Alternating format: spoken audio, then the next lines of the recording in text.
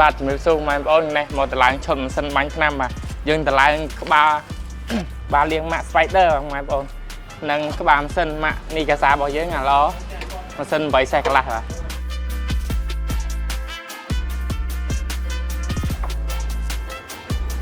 នេះយើងរឹតជើងវាហើយធ្វើម៉េចយើងសេរីម៉ាស៊ីនវាឲ្យត្រង់ដើម្បីកុំឲ្យកែកជាមួយនឹងក្បាលលាងពេលយើងដាក់ខ្សែពៀនទៅវារហ័សស៊ីខ្សែពៀន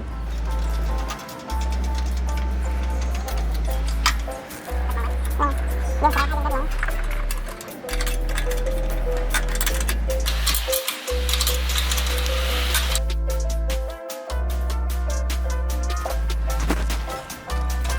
្សៅវាមាននៅក្នុងនេះស្រាប់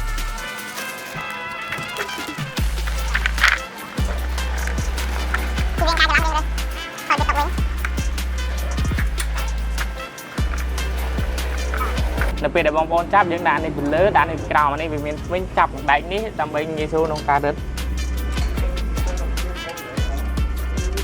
ពេលយើងចាប់ខ្សែចូលយើងមិនទាន់អាមូវតឹង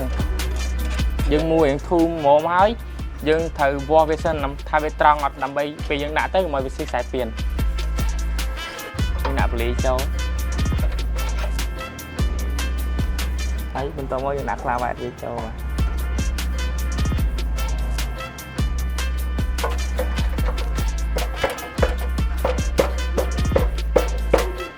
នេះយើងដាក់ដល់កម្រិតនេះ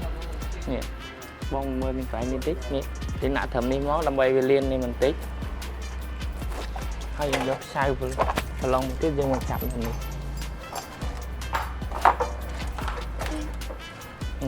មានខ្សៅមួយសម្រាប់យើងទុក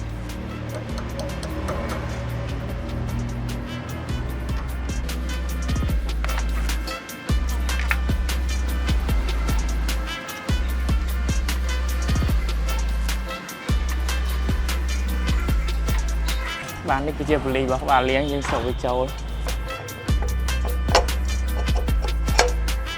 យើងសេរីនេះត្រូវហើយយើងដាក់ខ្សែបែបវាចូល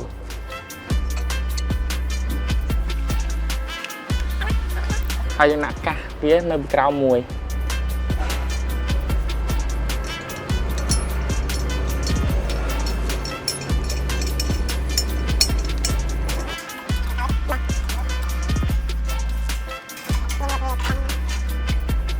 កម្រិតតឹងយើងសេរីវា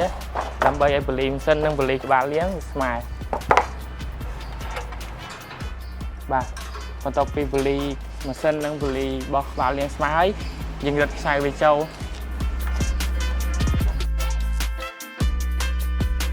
មុនយើងដាក់ខ្សែពៀនយើងត្រូវបើករំណែវាដើម្បីក្បាលលាងវាធូរងាយស្រួលក្នុងការដាក់ខ្សែពៀនយើងរឹតទៅវាស្រួលហើយគាត់តាយើងដាក់ខ្សែពៀននេះដាក់វាតឹងបន្តិច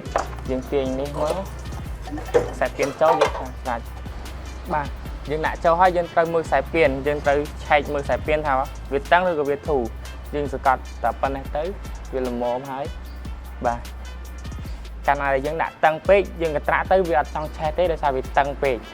បើធូរពេកដល់ពេលយើងមកឆេះទៅក្បាលបូមវាអត់ចង់រត់ទៅយើងដាក់មិនចេះមកមុំបាទជាការស្រាច់ជាតយោទឹកសល់វា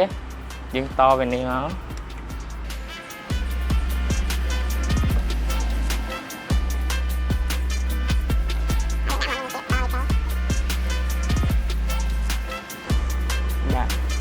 ហើយជាការស្រេចបាទឈុំសិនបាញ់ឆ្នាំរបស់យើងត្រូវបានដំឡើងហើយរួចជាការស្រេចបងប្អូនកលេចមើល detail របស់ឈុំសិនបាញ់ឆ្នាំមួយជុំ